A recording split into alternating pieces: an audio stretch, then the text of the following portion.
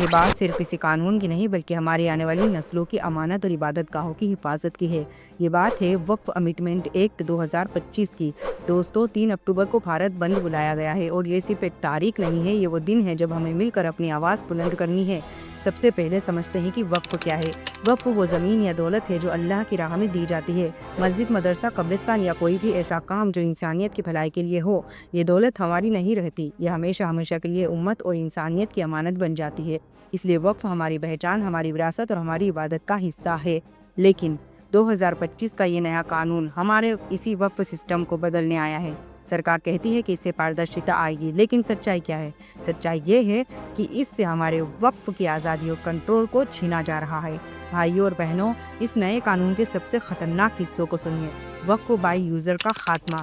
اب وہ زمینیں جو سالوں سے مسجد یا قبرستان کے طور پر استعمال ہو رہی ہے لیکن کاغذوں میں رجسٹر نہیں ہے، تو وہ اب وقف نہیں مانی جائے گی۔ سوچئے، ہماری کتنی پرانی عبادت گاہیں خطرے میں پڑ گئی ہیں۔ غیر مسلم سدسیوں کی انیواریتا۔ اب ہر وقف بورڈ میں کم سے کم 2 مسلم ہوں گے۔ سوال یہ ہے کہ مسجدوں اور قبرستانوں کا انتظام کرنے کے لیے غیر مسلم کیوں ضروری ہے؟ کیا کسی مندر یا گرودوارے میں مسلم کو مینجمنٹ کا حصہ بنایا جاتا ہے؟ تو پھر صرف ہمارے لیے ہی یہ شرطیں کیوں؟ ڈسٹرکٹ کلیکٹر کو ادھیکار ہے، اب ایک سرکاری افسر سے طے کرے گا کہ کون سی زمین وقف ہے اور کون سی نہیں۔ بھائی، یہ تو سیدھا سرکار کے ہاتھ میں ہماری امانتیں دینے جیسا ہے۔ 5 سال اسلام ابھیاس کی شرط۔ نیا قانون کہتا ہے کہ وقف بنانے والا شخص کم سے کم 5 سال سے اسلام کا ابھیاس کرتا ہو۔ یہ کون طے کرے گا؟ کیا کسی افسر کے پاس یہ حق ہے کہ وہ ہمارے ایمان کی جانچ کرے؟ دوستو، یہ صرف کاغذی باتیں نہیں ہیں، یہ ہماری مسجدوں، ہمارے مدرسوں اور ہمارے قبرستانوں کی حفاظت کا معاملہ ہے۔ اگر یہ قانون ایسے ہی لاگو ہوا تو ہماری آنے والی نسلیں پوچھیں کہ جب ہمارا وقف چھینا جا رہا تھا تب ہم خاموش کیوں بیٹھے رہے؟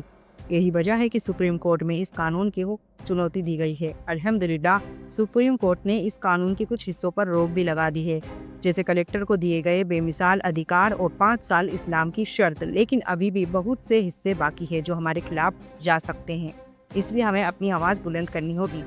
بھائیوں اور بہنوں، یاد رکھیے، وقف صرف زمین نہیں ہے، یہ ہماری پہچان ہے، ہماری عبادت کا حصہ ہے، ہماری دعاؤں اور صدقہ جاریہ کی نشانی ہے۔ اگر آج ہم نے چپی سادھ لی تو کل ہمیں اپنی اولاد کے سامنے جواب دینا پڑے گا۔ 3 اکتوبر کا بھارت بند صرف ایک دن کا وروଧ نہیں ہے، یہ ہماری عبادت گاہوں، ہماری وراثت اور ہماری پہچان کو بچانے کی جنگ ہے۔ یہ اللہ کی امانت کی حفاظت کرنے کا وقت ہے۔